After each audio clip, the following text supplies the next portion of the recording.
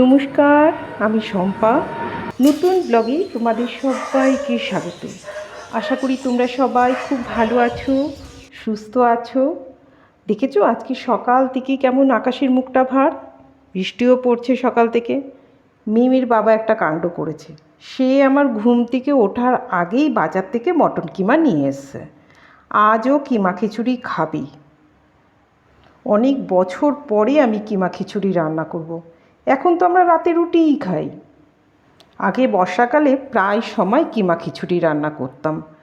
আমাদের তো একান্নবর্তী পরিবার ছিল, তখন রাত্রে ভাত খাওয়া হতো।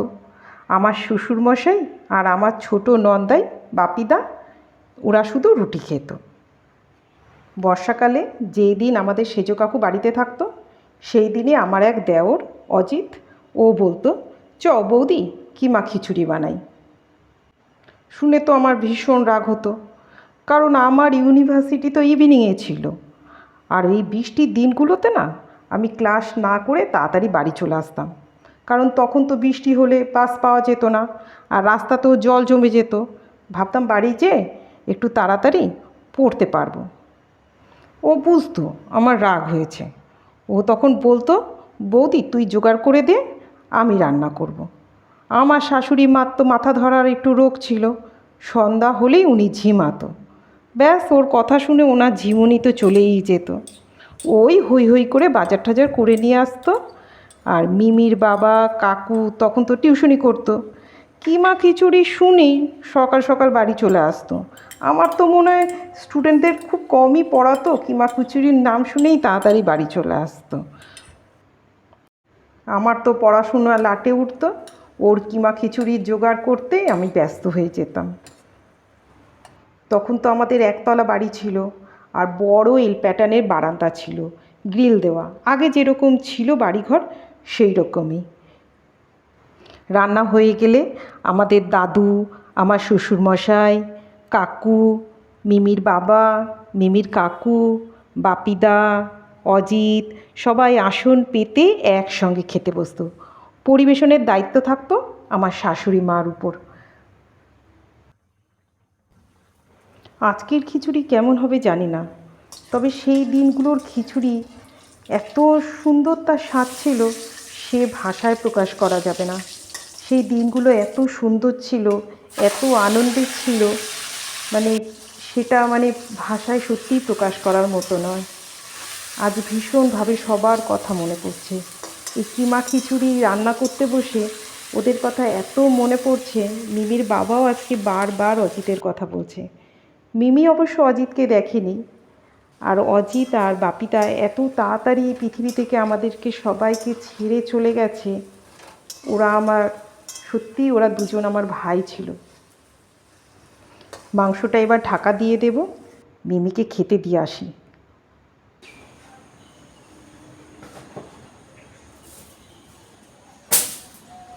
আমি যখন অজিত বেঁচে ছিল, তখন বৃষ্টি হলেই বলতো, চল বৌদি খিচুড়ি রান্না করি কিমা দিয়ে।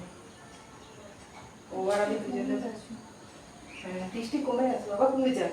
আমার এই প্যাচপ্যাচানি বৃষ্টি একটু ভালো লাগে না।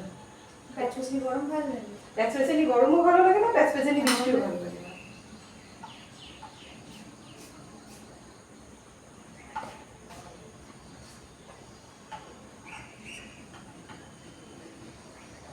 অজিত তো ছোট পিসিও ছোট।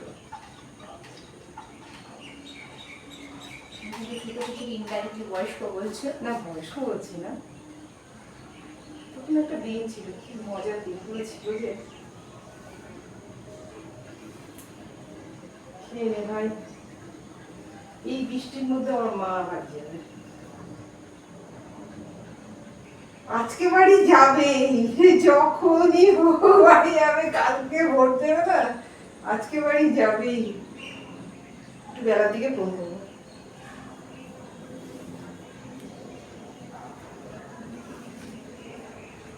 মাংসটা কষা হয়ে গেছে, এবার চালটা ডালটা একসঙ্গে দিয়ে দেব। ডালটাকে ভেজে নিয়ে ঠান্ডা করে তারপর ধুয়ে নিয়েছি। আমি তো এখন 150 গ্রাম চাল, 150 গ্রাম মুগের ডাল আর 250 গ্রাম কিমা দিয়ে খিচুড়ি রান্না করছি। আর তখন কম করে 500 গ্রাম চাল, 500 গ্রাম ডাল, আর 500 থেকে 700 গ্রাম মতো কিমা দিয়ে বিশাল বড় এক হাঁড়িতে কিমা খিচুড়ি রান্না করা হতো। এবার পরিমাণ মতো জল দিয়ে দেব, আর একটু লবণ দেব, আর কটা কাঁচা লঙ্কা দিয়ে দেব। রান্নাটা হোক, দেখি মিমি কি করছে। মিমির আবার 18 তারিখে পরীক্ষা, ও দিন রাত্রির এখন পড়াশোনা নিয়ে ব্যস্ত। কি হয়েছে?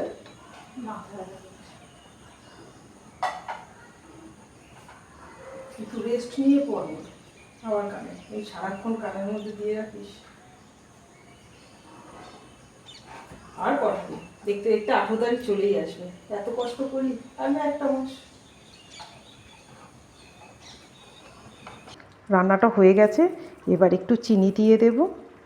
খিচুড়িটা হলে মিমির বাবাকে খেতে দিয়ে দেবো। মিমির বাবা আবার বেরোবে, আমরা ভেবেছিলাম বোধহয় যাবে না, আজকে বৃষ্টি পড়ছে, কিন্তু ওর বাবার একটা বিশেষ কাজ আছে, আজকে যেতেই হবে, ওই জন্য উনি আবার বেরোবে। শেষে একটু ঘি দিয়ে দেব, গরম মশলা আর দেবো না, গরম মশলা দিলে ভালো হয়, কিন্তু মিমি গরম মশলার গন্ধটা ঠিক পছন্দ করে না, ওই জন্য আর গরম মশলা দেবো না। ব্যাস হয়ে গেছে, এবার নামিয়ে ওর বাবাকে খেতে দিয়ে দেব।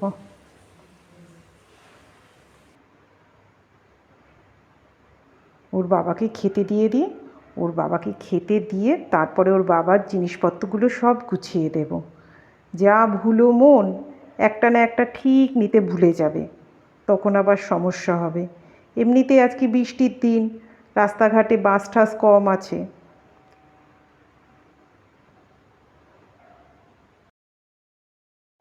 আজকে কিমা খিচুড়ি রাঁধতে যে মনটাই ভারী হয়ে গেল। আমাদের দুজনেরই পুরনো কথা সব মনে পড়ছে। আসলে স্মৃতি সবসময় সুন্দর। মিমির বাবাকে খেতে দিয়ে দিয়েছি, আর এই যে সারাক্ষণ ফোন আসে, সেই 7টার থেকে শুরু হয়েছে, শান্তি মতো খেতেও পারে না। ওদিকে আবার মিমির মাথা ব্যথা করছে, পরীক্ষা যতক্ষণ না হবে ততক্ষণ টেনশানে মাথা ব্যথা হবেই, তার মধ্যে সারাক্ষণ মোবাইলে পড়াশোনা, তার জন্যও মাথা ব্যথা হয়। দেখি কি বলছে সে আবার।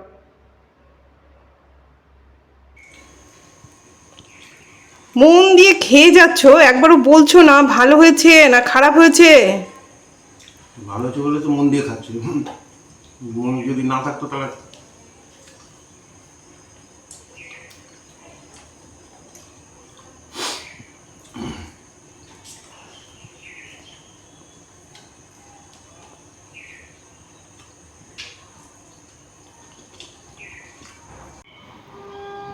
বুঝলি মিমি, বাবা বলেছে হেভি ভালো হয়েছে।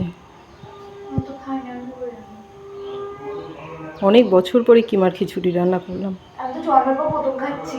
হ্যাঁ, আগে অজিত আর আমি খুব করতাম, চিনি না। তাই তোর বাবা বলছে কিমার খিচুড়িতেও অজিতের কথা খুব মনে পড়ছে। ও পৃথিবী থেকে অনেক দূরে চলে গেছে। ওইটা ফোনে বকেই যাচ্ছে।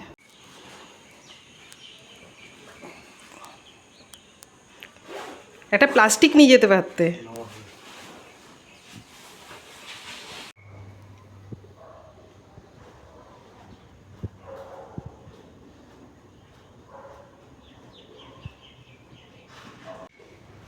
মিমির বাবা চলে গেল, এইবার আমি সংসারের সমস্ত কাজ শেষ করব। আকাশের মুখ এখনও ভার, মাঝে মাঝে বৃষ্টিও পড়ছে। এই দেখো পাশের বাড়ির এই ফুল গাছটায় গাছ ভর্তি ফুল ছিল, বৃষ্টিতে সব পড়ে গেছে ফুলগুলো।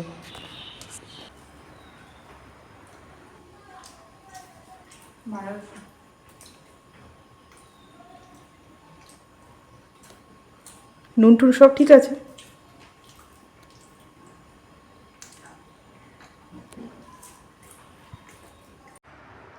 এবার আমিও একটু খেতে বসি।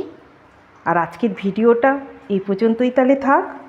ভিডিওটা কেমন লাগলো কমেন্ট করে জানিও, ভালো লাগলে একটা লাইক করো। আজ তবে আসি, দেখা হবে নেক্সট ভিডিওতে।